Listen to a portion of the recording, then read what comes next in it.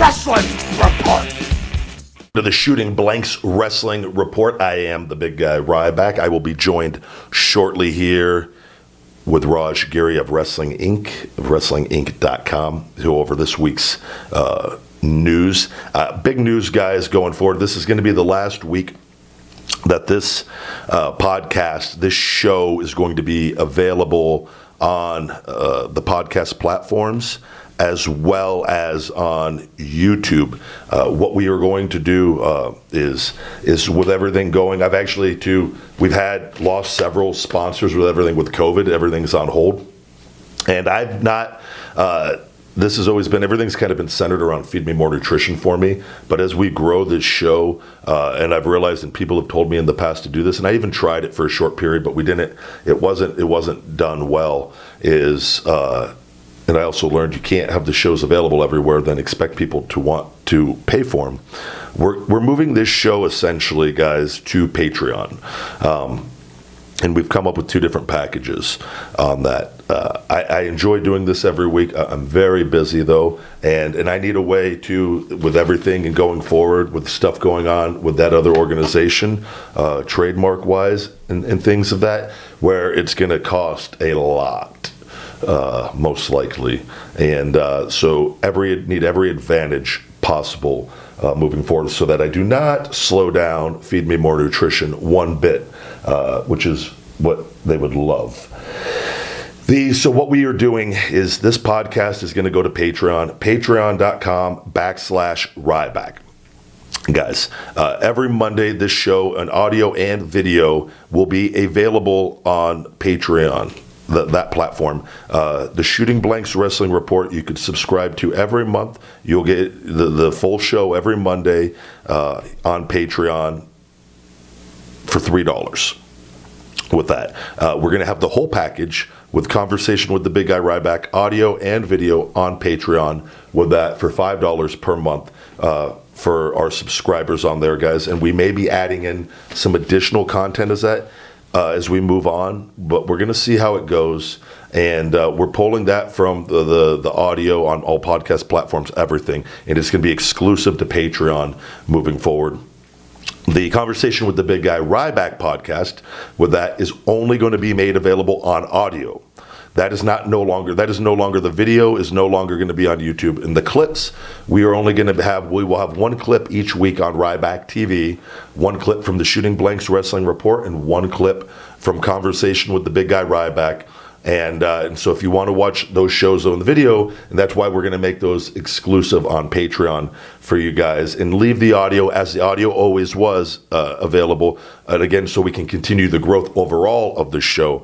But if you guys could please follow us on Patreon, it would be greatly, greatly appreciated, your love and support. And I believe we've made those very, very affordable for our listeners on there as we continue, and it's going to help me and give me opportunities to use that and to actually put a lot of that too into marketing as we grow and expand this with you guys. So, but this will be the last week of the show on the podcast platforms and on YouTube, which we will keep up. I believe this week on YouTube, this will be the last week on audio. The YouTube will be made. Last week was the last week on YouTube. I apologize with that. And and I got Chris Van Vliet on this week's conversation, so that'll be a good one to debut on there as well. So without further ado, ladies and gentlemen, Raj Geary. All right, I am joined by Raj Geary of Wrestling Inc., WrestlingInc.com, my favorite personal wrestling site, Raj, on the internet. Thank you, sir. How's your week going? Much appreciated. It's great. Had a good fourth, and it's been good out here in Colorado. How about you? Doing well. We actually the bars here have been put back to phase one, which everyone is a lot of uncertainty here with the governor and what exactly is going to happen. We're not quite sure. I know a lot of people and people I've talked to are a little concerned about the the gyms. Yeah. And because I really think gyms, if everything else shut down and gyms stay open, I think for a lot of people, at least they have somewhere to go to kind of, you know what I mean? Decompress. Yeah. where when everything is shut down, it's. I know people that haven't been paid either. Unemployment, they don't have anything. Like, I'm like, what? It's a whole other issue on all that. I really, truly hope, though, everything. Just wear the mask. I got my Feed Me More Nutrition mask here. And wear the mask, like they say, and hope for the best. So we'll see. Yeah, I mean, the same here. They shut down bars and nightclubs again, and right now it's the summer, so they have a lot of breweries and stuff that have outdoor seating, so people can go and that's relatively safe. But things are on the rise, and WWE, they just had a bunch more COVID-19 positive test results that came from the recent round of testing last week, and it's believed that anywhere from 30 to 40 people now in WWE, between staff, employees, and talent, have been now tested positive for the virus. So it's and they're in a hot spot in Florida, as is AEW. The interesting thing on all this is on the one hand, because I saw it was the Kayla Braxton said she's had it twice, that you can't. It's not just something you get once, and that you can get it multiple times, supposedly, right? Is that, or is there information on that? There's different. Kayla did say that there's different theories with that, because the testing isn't super accurate. So there's a belief that maybe she got she tested falsely negative and then another false positive, which is detecting, maybe small amounts that are still there, or they say a small percentage of people don't develop antibodies. It's like 5 to 10%. So it could be a case that she'd never developed antibodies, and so she did get it again. But that is so rare. It's something that needs to be studied, because I haven't seen any celebrity say that they've been tested, that they've come positive twice. And we don't have enough information on her to really know. Was she full blown sick both times, or was it that's so? In the case of that, WWE, maybe it's and I say this, and I don't. Not the word blessing, but if everyone gets it, and the majority, everyone's going to end up all right, and they can get back to business on their end. You know what I mean? Whereas if the majority of people have it, and they're right, it's almost like a herd immunity within WWE. Because that's a massive amount, and maybe that, in all seriousness, maybe that's what they could have wanted from the beginning, by not taking precautions and just thinking. Even though the risk for that, if something does go wrong with one person, is. I don't know, man. It's crazy that they've had the outbreak in like AEW and other Impact. They haven't really had that but it's just inevitable with the amount that the talent travel and everything. I don't know. This is so just rare territory with everything. All we could hope for is everyone's all right and nobody is. Like talent-wise, I don't think anyone is going to be in a bad spot. I think everyone's going to recover completely, as the majority of healthy people do. The issue is obviously with the elderly and people that are more, susceptible. And I saw, you talked about Lana's parents. Supposedly, she put out both had like that. To me, is has she been around them? I don't know. Which I don't know the exact situation on that with her schedule and what's going on, and but that's like real. That's like real life stuff, And I saw Conan's mom? Yeah, mother? Conan's mom passed away. Horrible.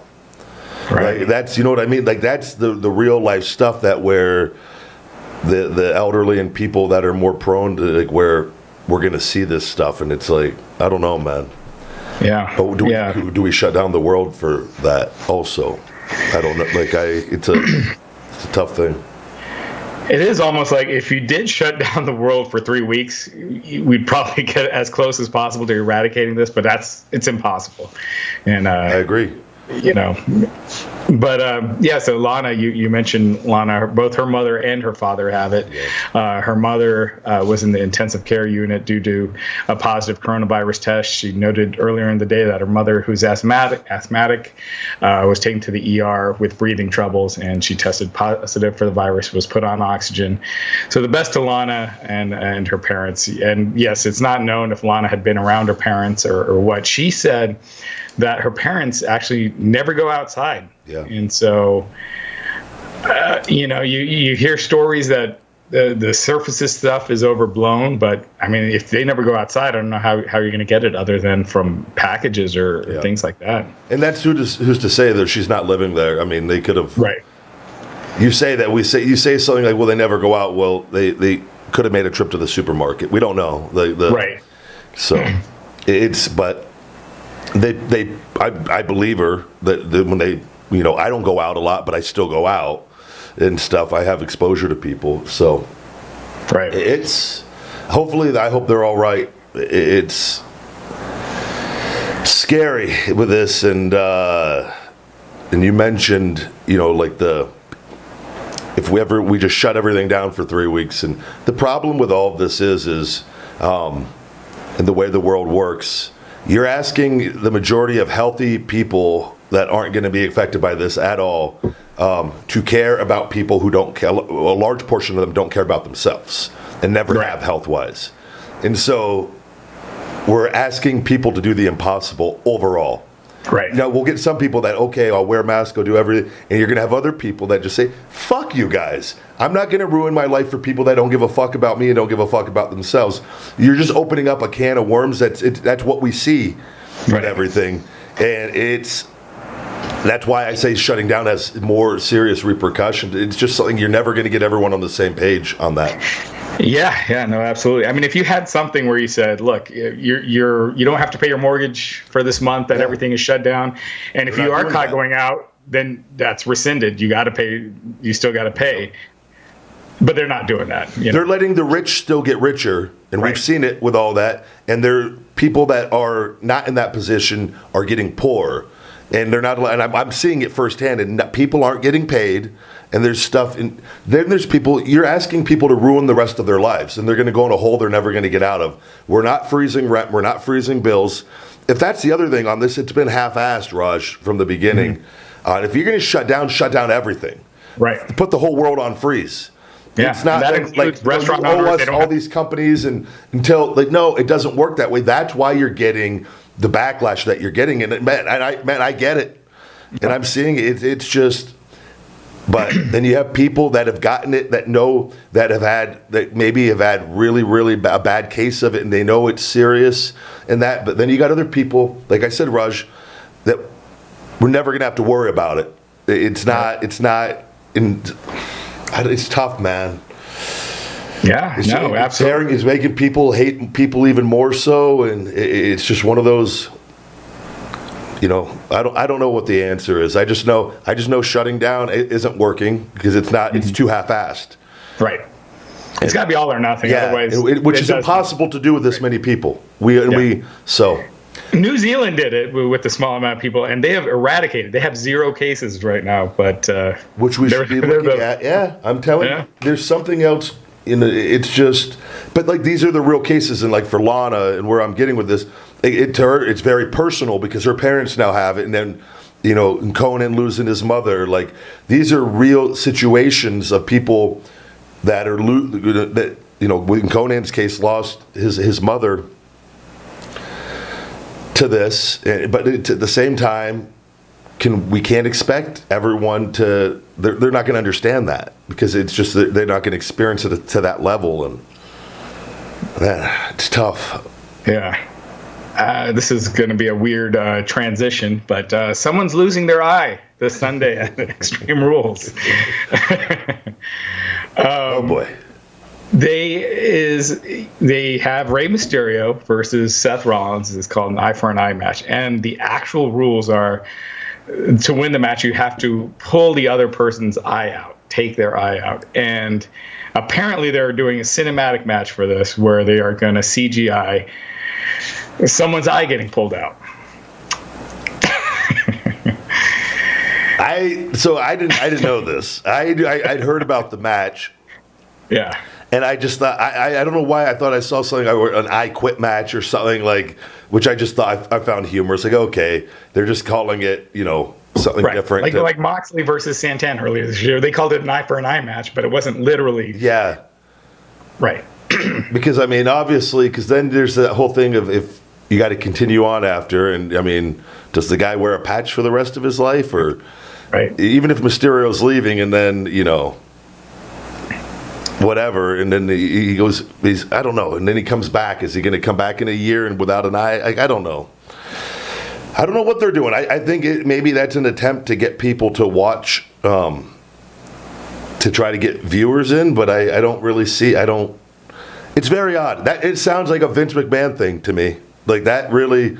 Vince somewhere in his childhood has a thing for somebody losing an eye, and like it's come out while he's like 80 years old. He wants to relive this one last time in Vince land or whatever. So yeah, it just sounds like they're doing this stuff like the greatest match of all time, just to create that curiosity, even though it's so, like in this case, it's so stupid. No one believes that someone's going to actually lose an eye, but you're kind of curious. You're going to be like, which is what I think maybe it's outrageous marketing, and I'm all for outrageous marketing and things, but at the same time, when it actually goes against your own business of trying to suspend, you want people to believe the product is real at the end of the day as much as possible. Right. It always was built around that, at least. That you're kind of stepping outside of that, but people are going to watch. Even this sucks. This is stupid, and they're going to be watching it with their 10 friends. Like, right. It's going to have the most intrigue. Yeah, like that. That's that group that's watching anyways. I don't think you're going to get that other group that's not watching. Right. So. Yeah. If I told my friends, I'm like, hey man, there's going to be this match where the only way is to pull the other guy's eye out. They'd be like, what are you watching? Yeah, and then when you say WWE, they're going to go, loser. Right. Exactly. So it is what it is. But yeah, I do think that match is going to have the most interest on our site that day. Well, we're going to have a great news story next week talking about one of the wrestlers legit losing their eye, Raj. That's right. First time ever. Oh, first time for everything. Also, Rey Mysterio, his contract is up. And it actually has been up for a few months. He's been working without a contract. If this was 20 years ago, this would, Rey Mysterio would probably be on Nitro by now. But, now there's too much money with WWE. People don't want to piss them off, and there's loyalties and things like that. So I don't think it's likely that Rey Mysterio is going to show up on AEW TV without letting Vince know first, but he's a free agent. He could if he wanted to. And I do know, and his son is also, Dominic is involved, and it looks like in training to be a wrestler and tied into WWE in storyline-wise already. So that also will tie in to things. And Rey's a great human being, and his family will come first with everything. I think if Dominic wasn't involved, I think it's very possible Rey probably already would have been with AEW. I think Rey going to AEW is, for the wrestling business, I think that would be the best thing ever with that. But I think, again, money financially wise, and having his family and his son tied into WWE, I think that alters probably some decision making on his part, where it's what's best for my family, not what is best for Rey Mysterio. Correct. Yeah. Which is a testament. He's a really, really great guy. Yeah. You don't want to tick off the world's biggest organization when your son's up and coming. So no, he knows that. Yeah, and they do too, unfortunately, and they will use that. Right. Sorry. Jim Cornette calling in. Also, Kyrie Sane is expected to be on the way out. She is kind of involved in the storyline right now with her and Asuka against Sasha and Bayley. But she's reportedly heading back to Japan to be with her husband. And, yeah. So. Dave Meltzer on the line. Dave.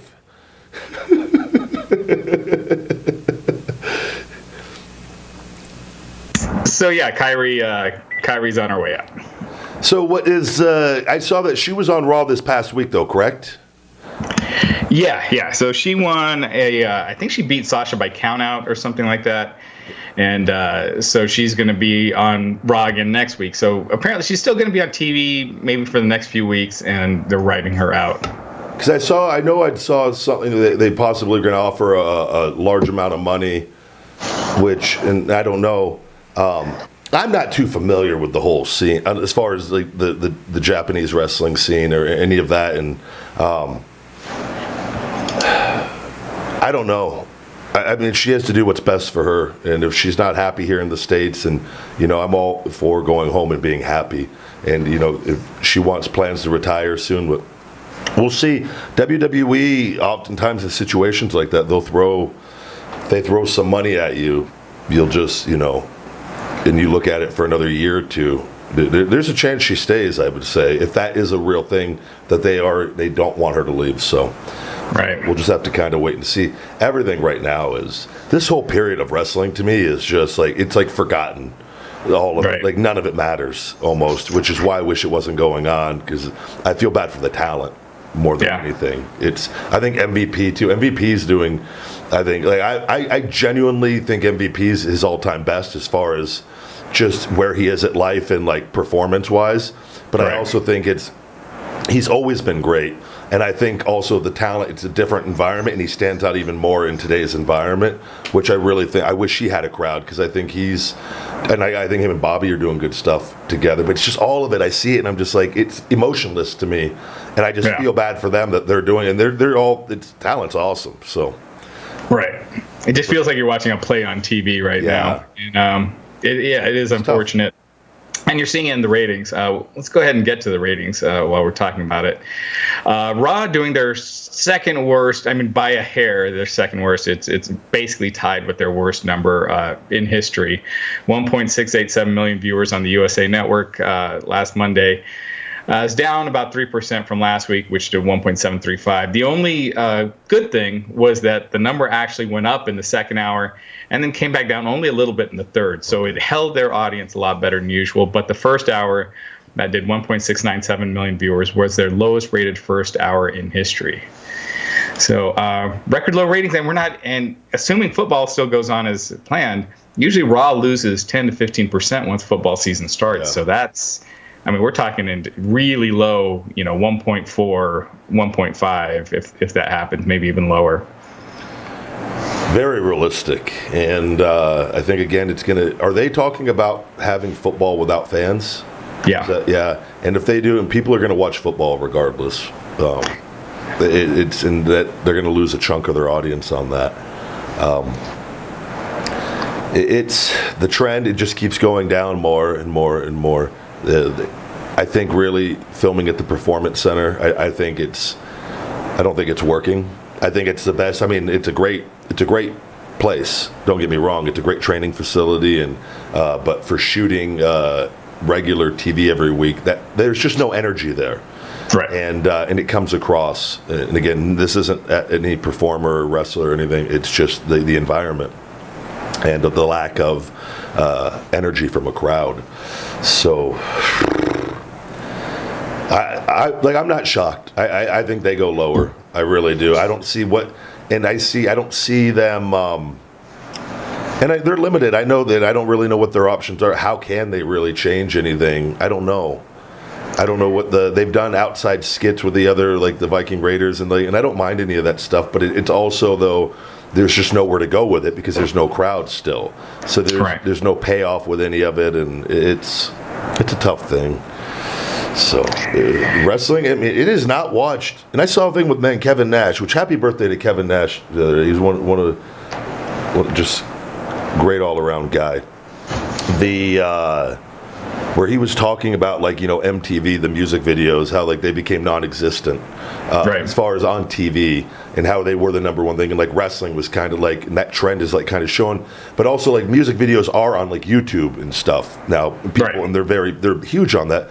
The audience has shifted their viewing into phones. I don't know what, but ratings aren't affected on the other big things. But for wrestling, whatever reason.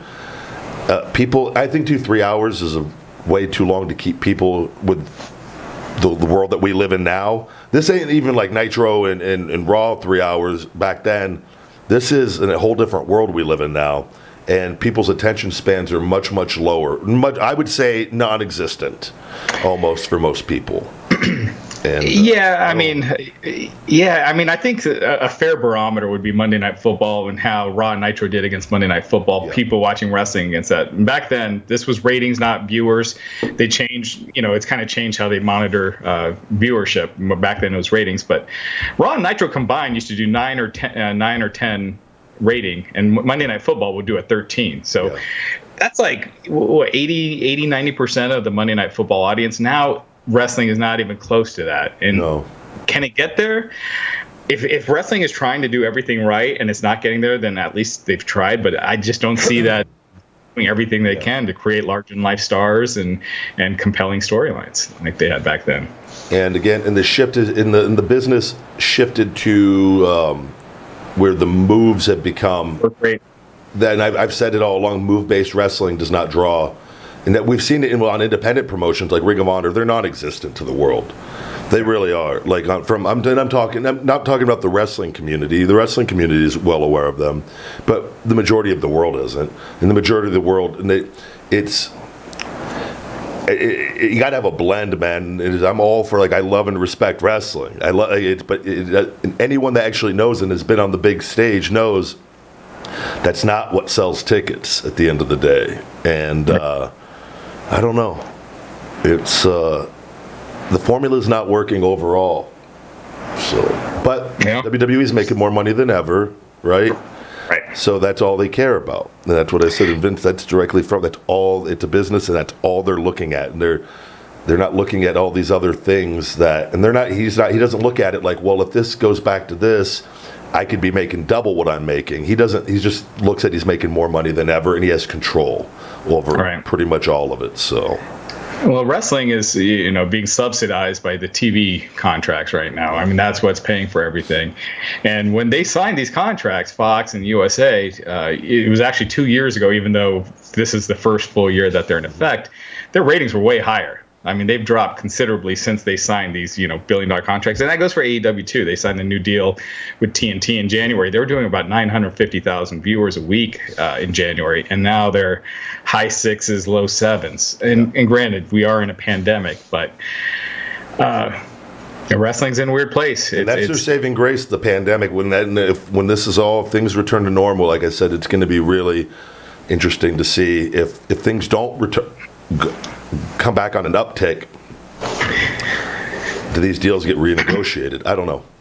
Yeah, and that's another thing is right now we're in the summer, so they have no competition. There's no sports right now because of the pandemic, and there's also all the big shows are in reruns. And nobody's watching wrestling. And their ratings are still down, so it's going to be scary in the next 2 months when shows start coming back, and if sports do start coming back like they're scheduled. NBA, baseball is supposed to come back soon, and those are going to take a big chunk out of NXT and AEW, which are already doing. AEW is doing some of their lowest numbers so far.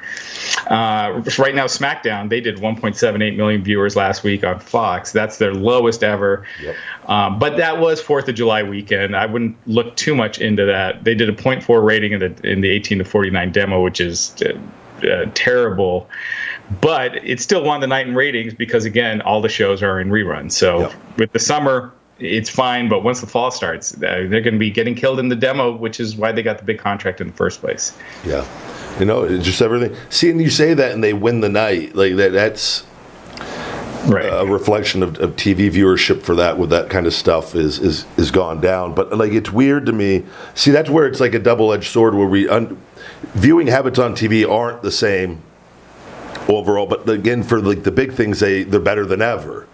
Yeah. So it's just really it's odd, and again, wrestling being on every week doesn't help and all that. There's no off season and there's no reset or anything like that. So it's just stale.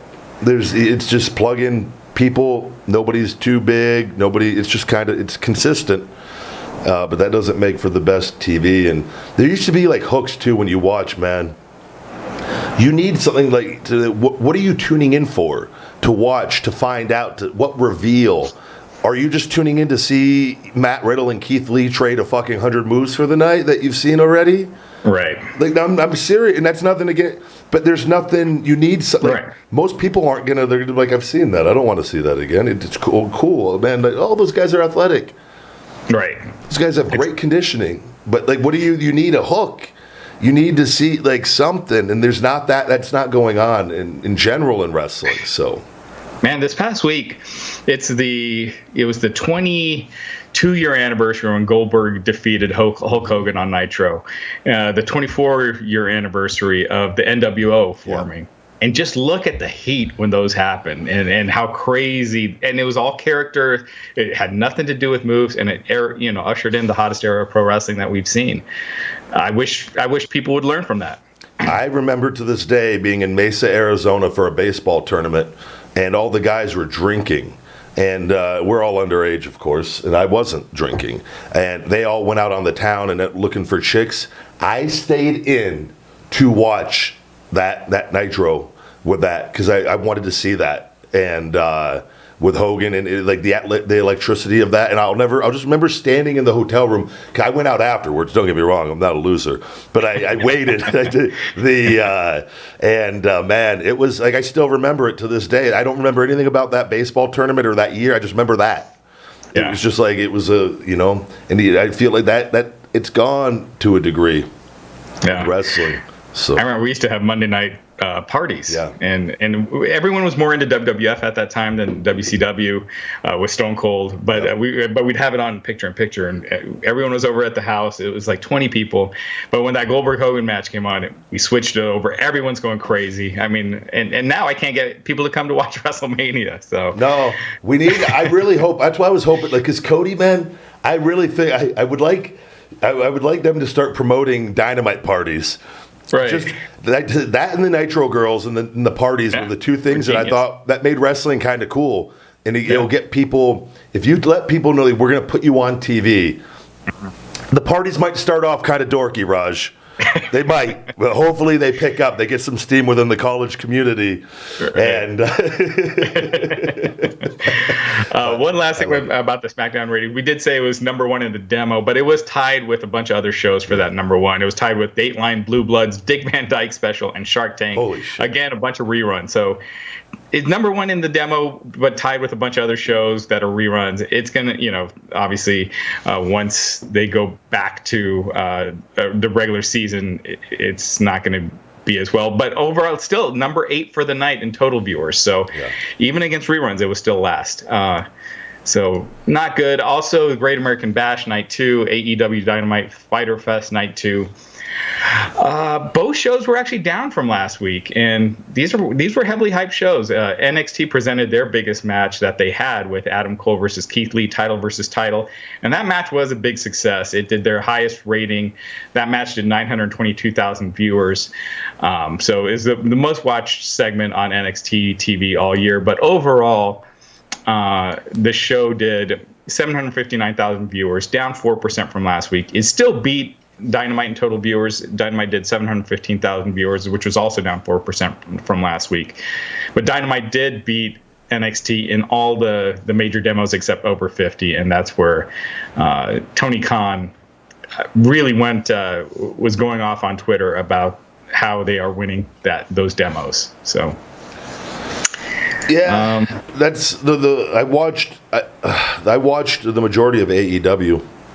And I like I said, I enjoy, out of all the shows that I watch, I enjoy watching that one the most. Just the environment, they have that big arena setting. It just comes off cooler to me. It's a little better to watch, even though it's, again, not the same without people in general, without a crowd. But NXT 3 weeks in a row of the overall total number, and again, this stuff,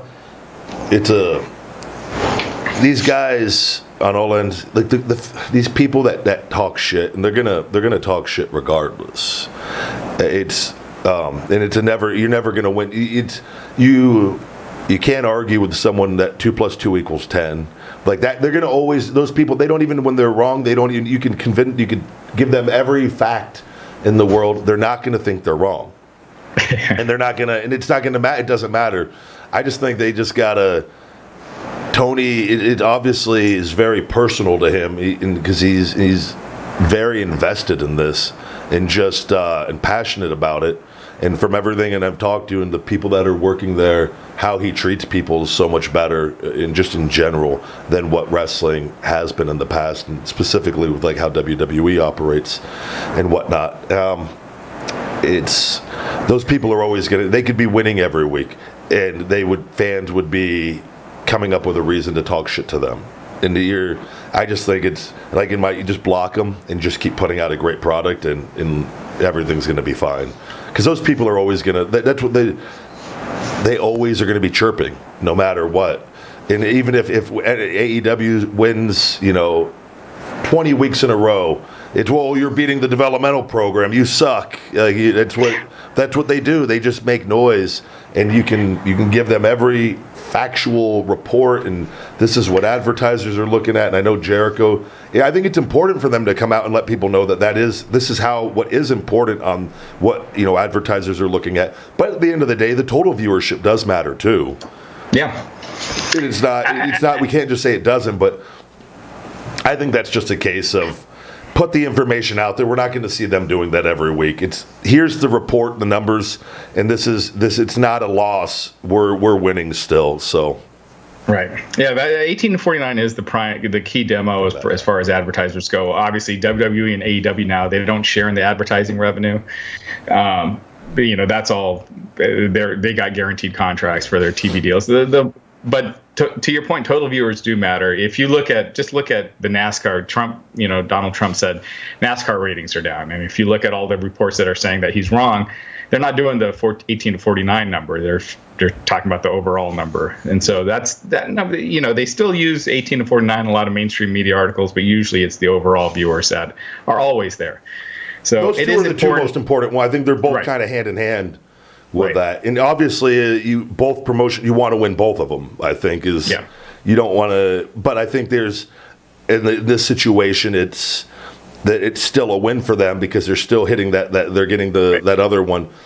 I do look at it, though, from what they're doing.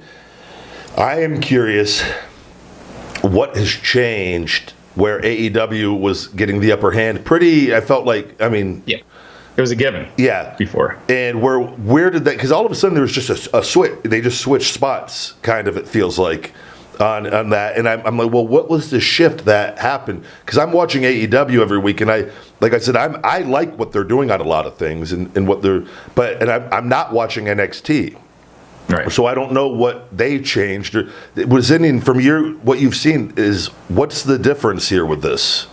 So for me, AEW, it's the easiest show to watch of all the shows with the presentation, like the outdoor setting, the lighting, everything, how it looks.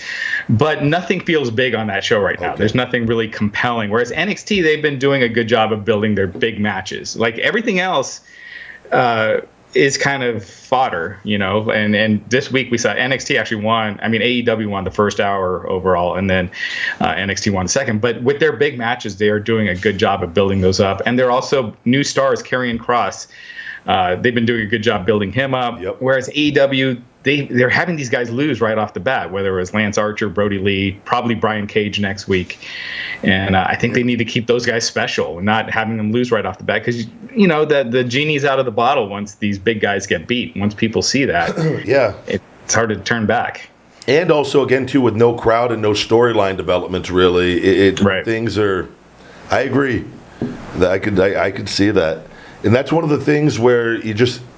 I think too, like in the Brody Lee thing, with these promotions, and I would imagine they're having difficulty creatively on what do you do, and again, do we want to do these huge storylines with no crowd around right now, or is it just survival mode? Let's just give them something, but let's not give them everything. Which I understand that. But how long again? Then now we're getting to the point though. This is going on for a bit. Do we just have to say fuck it and let's just go? And I don't know. And how high can it go with good storylines right now? I don't know. Even though I just think that's. they're in a tough spot, all of them. But I do NXT, and like you said, if they're doing a better job, maybe building up their main event storyline and getting a little maybe where AEW, even though they did Orange Cassidy and Jericho, and I enjoyed that, and I thought that was. But again, it's a huge jump from Orange, what he was doing nothing, right, to all of a sudden now competing against essentially your number one guy that you brought over with everything, which I thought fantastic job all the way around. But it's from a storyline standpoint, a guy with his hands in his pockets for a year is now, so I don't know. Right. Yeah, I think there's just too much goofiness in AEW, and wrestling has always had that, but not everywhere, not in the main event area. You don't have Goldberg in goofy, wrestling. You got to have that El Dandy. Yeah. Right. Yeah. What Cody and Daniel Bryan, it was actually when we used to ride. The phrase is if you can't draw money, be funny. Which is kind of like in wrestling, as far as like if you have a serious run and it doesn't go well, just be funny, and like you could end up making a lot of money still, but it doesn't. It was kind of like a little wrestling thing we always used to joke about. I don't know, man. I'm trying to think, and I don't know what AEW can do with that. I think you got there's massive potential there with things. But I think losing really does it. I'm telling you. I have for myself, I have a very, very, very intriguing storyline that I want to do when I come back to wrestling. Yeah. And I truly believe it will be incredible. And I will have that conversation with one person only, and we will see. But it's based off of getting people to watch and wanting to see every week. And that's just missing. So you're saying we'll talk about it after the show? Yeah. and then I'll link it on YouTube, the hidden discussion between Raj. Right. Backstage news on plans for Ryback's return. From the bookshelf camera you have on, and we'll get it. We'll both go in on it.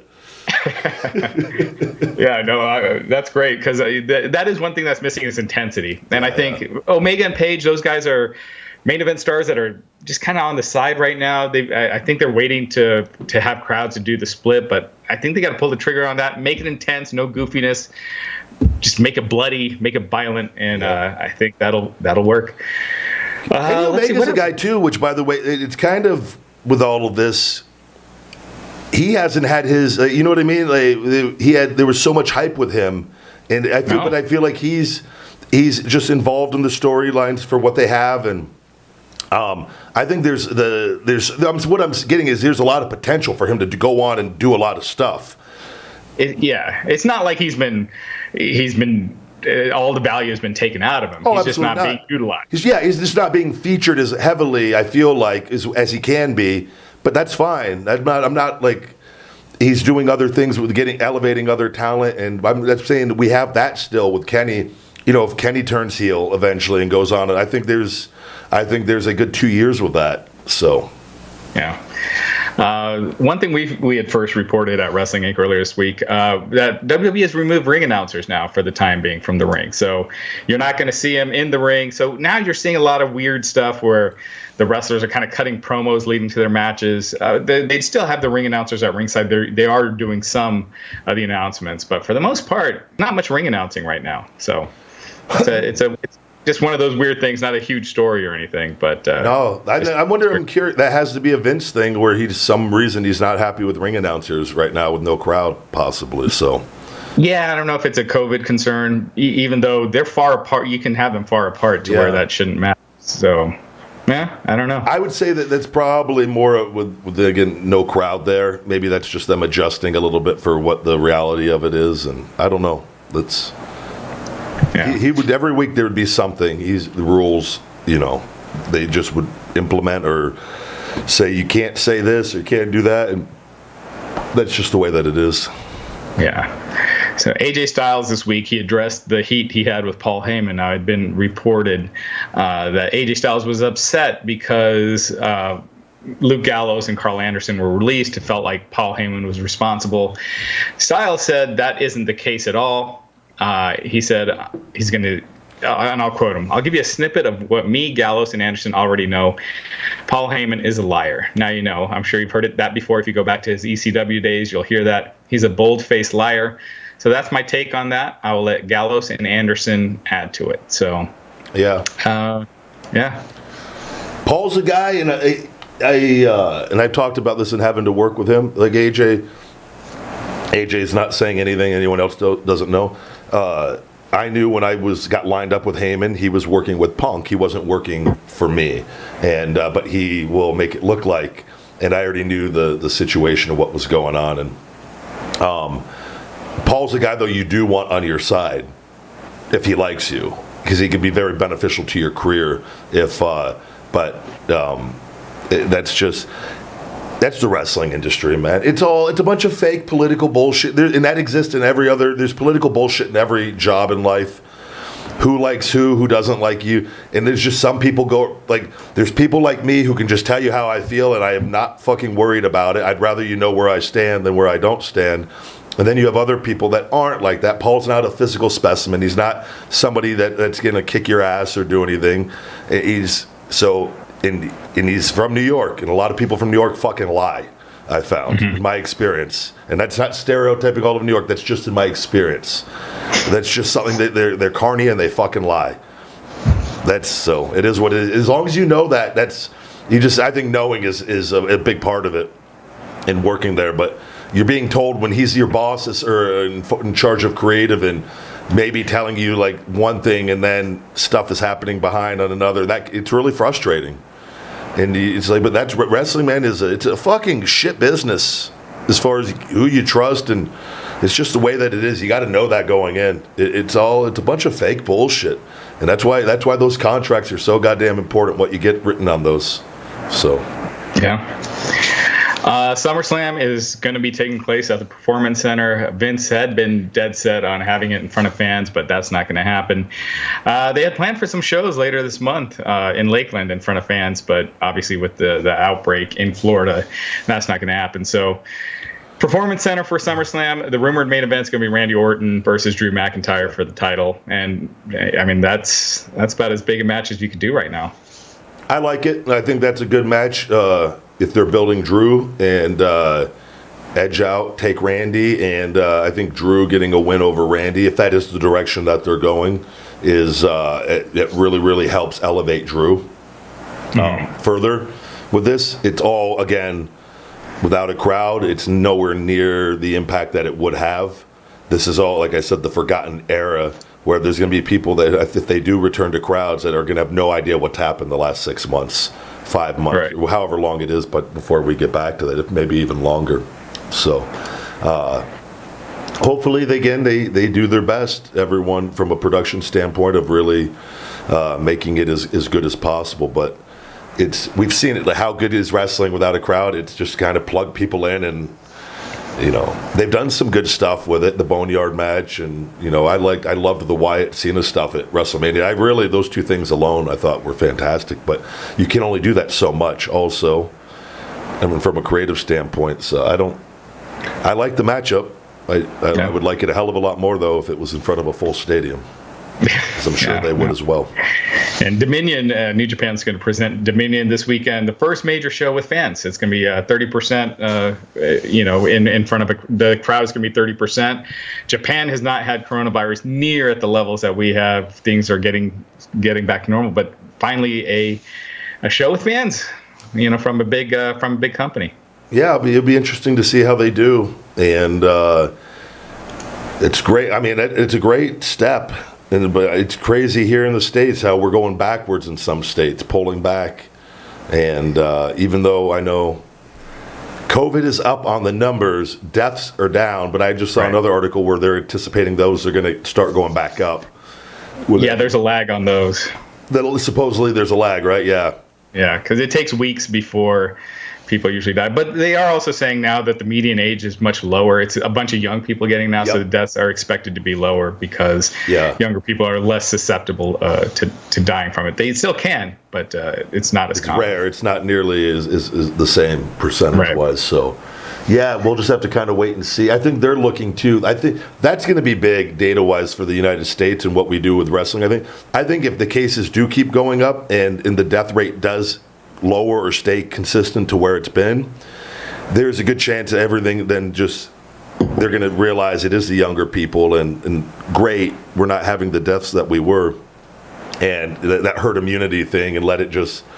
And hopefully start building to getting things going back to normal. It's that would be the best case scenario. But it'd be nice to watch, have wrestling with people.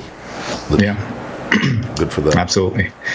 Also, Matt Riddle this past week, he released a video. He was accused of sexual assault from independent wrestler Candy Cartwright.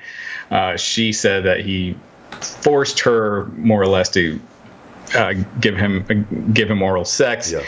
That was 2 years ago. Then she released, Matt Riddle said that she had been stalking him, that he's been talking to his attorney, and denied the allegations. She, this past week, had posted photos of them together, which was last year, which according to her was from last year, which would have been from after the assault, alleged assault. Yeah. And then Matt Riddle then released a video statement admitting that he had an affair with Cartwright, but denying that he ever sexually assaulted her, and that they had to block her, that she was obsessed with him, and that she's crazy, basically, is what he was saying after he called it off. Yeah, I don't like really getting involved in like this stuff because it's so like people's personal lives and stuff. But has been blended in with that and that whole speaking out thing, which I was telling you, that's the one negative of this, is where people, you are going to have people like this, if that is true, where they're just mentally unstable and I don't know, man. I just say like that's. It sucks you have to come out and talk about your personal life, and which you don't. He can just ignore it, but then there's people are going to make assumptions, and that's why I said when someone comes out and says something like that, it can stay with you for the rest of your life. So then you do want to come out and put out a statement on it, and this is one of those things where it's involving his personal life. He happened to be married, and this wasn't a thing of like a single guy, just what I mean, where it brings in the family kind of, and right. It's just. It sucks all the way around, and I hope they get it all settled. And regardless, if he feels the need, he had to come out and say something. That's his every right to do it, and for his fans and people that follow him and want to know what the truth is from his point of view, and then they're gonna let it all play out however it will. And the thing that sucks about it though is if in Matt everything's 100% accurate and true, and that is the case with her. And filing the restraining order and all this stuff, that even if she is in the wrong and comes out and I was wrong, like that story's not going to get the traction that. And there's people that won't ever hear of it. They'll just think, "Oh, that Matt Riddle's a real piece of shit." It's. And regardless, I just try not to pass judgment on anything. And it's regardless of the situation. We all do it, and hopefully it's all smoothed over and. He can get on with his career and make some money in WWE.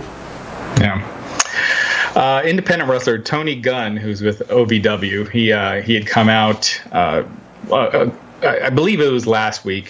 He said that he had been using the phrase the gun show for several years, and another person from OVW said that he had received a cease and desist from Billy Gunn, who has that term trademarked.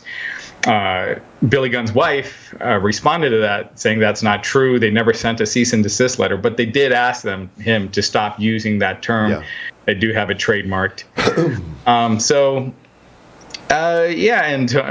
Tony Gunn was very upset about it. But I mean, that's the reality. Is trademarks are trademarks. That's the legal system.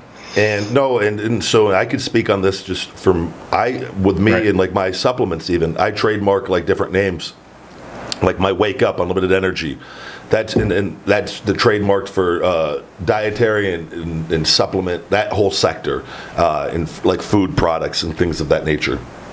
And I've had to do this on multiple occasions where other companies will try to launch a product with one of my names that I have trademarked. and I have to then, my first step is I ask them, like, look, and I'll send them an image of the trademark. Usually that's pretty, most people will fuck, and they're not around, they're not major companies yet, and they realize that this isn't going to be worth it for them. And then there's times when I guess to go a step further, and then I got to fucking contact the attorney and have the attorney contact them, which usually gets the job done. But then that costs money now when you do that. So that's why there's no doubt they probably just reached out first and said, look, we have this is trademarked, and usually that's enough for people if they can look and see that that's accurate.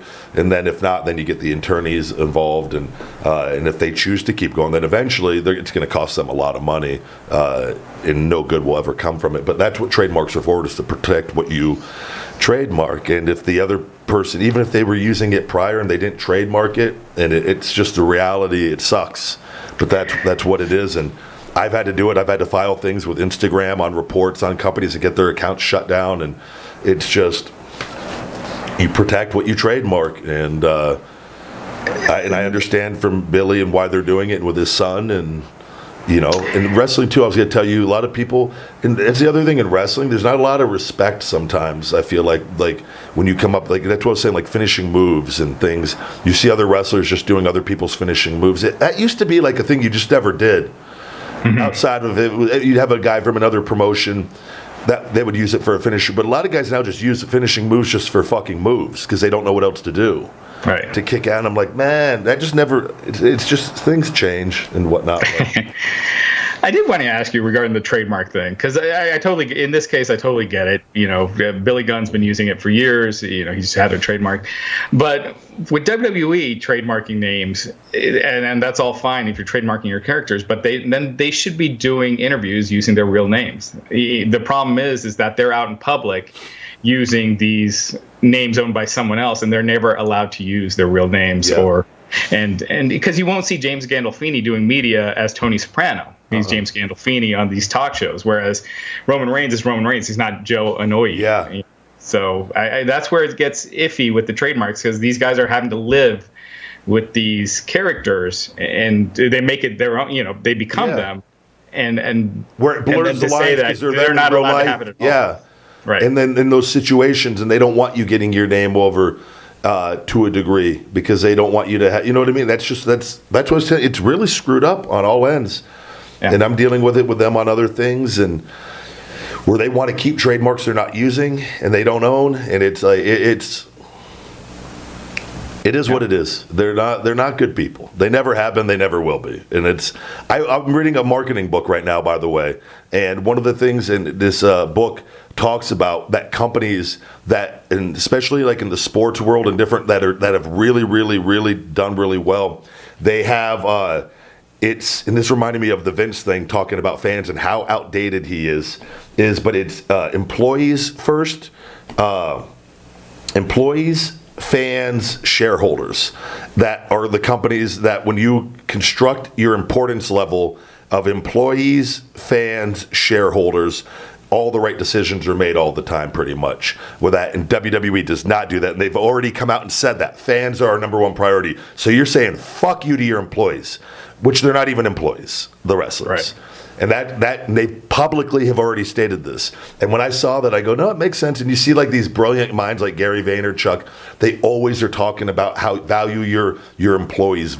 Give them, make their lives better. Let them. It's okay if they want to leave. You know that you're that working with you is going to enhance them, and it's gonna. What happens is when you have that system in place, is you get way more out of your workers because they're more loyal. They want to give you more because it's like open communication. WWE is the complete opposite of that, if that makes sense. And it's a good business for me. Learning business, it's important for me. I go, man, don't be that. Don't be that. But that is what Vince, he's very carny and old school, and he has created that world, the opposite of what is ideal for actually a healthy work environment, which everyone you'll ever hear, the WWE is the least unhealthiest work environment probably on the planet. Legit. And don't get me wrong, there's the decent money at times and whatnot, but very unhealthy work environment, and it comes from how that system that they have put into place. So. Yeah, I mean, that's always been crazy to me. It's almost like if you've had a gimmick, a character, a name that you're using all the time, and once you've used it for 5 years or 10 years, it's yours. Yeah. That should just be a company policy because you made it your own. You become that character. You put all that work and time into it, everything, and it's one of like even like things where you create like I created mine not there, and then they no, that's ours. No, it's not. It's not yours, and I will prove that time and time again. But a lot of people don't even want to go get into that battle with them. But it's fucked up, man. It's all a control thing. And when you don't value people like they do, they don't want to. God forbid somebody goes and does well after there, right? How many times do we see that not happen? And it sucks. So the company loses nothing by letting the guys keep their characters. So. Absolutely nothing. So. It turned out another. These weeks aren't getting slower with COVID, but man, I can't wait for this year to be over. I know, Raj. Hopefully things improve. But thank you as always. And anything to plug this week on wrestling? I mean, keep checking out WrestlingInc.com. We always have exclusive interviews. The news has just been insane. Some of our recent interviews we've had Ric Flair, Jake the Snake Roberts, who else? Al Snow, Hugo Savinovich, who talked a lot more about the WWE Saudi Arabia stuff he's heard firsthand. A lot of shady stuff going on with that. I will say, too, the WWE attorney guy, that guy is a fucking idiot. He's full of shit. I know people that work there at the office that have told me he's the slimiest, fucking filthiest motherfucker, and that's why he works for Vince. So I believe Hugo 100%. Fuck their attorneys. I'm telling you, they're pieces of shit. They're not saying they're not smart people, but they're fucking pieces of shit. Yeah. Sorry, got a little personal. So he's got a lot about that. And also Georgia Smith, the wife of the British Bulldog, talking about he was supposed to be inducted in the Hall of Fame this year, who she'd like to see induct him, things like that. So keep checking out WrestlingInc.com. Good deal, Raj. Thank you as always. And thank you guys very much. You've just listened to another episode of the Shooting Blanks Wrestling Report. Feed me more. Yo, thank you guys for watching Ryback TV. If you could check out my Shooting Blanks Wrestling Report every Monday on all podcast platforms, Conversation with the Big Guy Ryback every Thursday morning on all podcast platforms, and Feed Me More Nutrition, my personal supplement line, available on feedmemore.com and Amazon. Save 10% with discount code YouTube10 and save stupid. Why couldn't you? Almost had it. I almost had the whole video done in one take.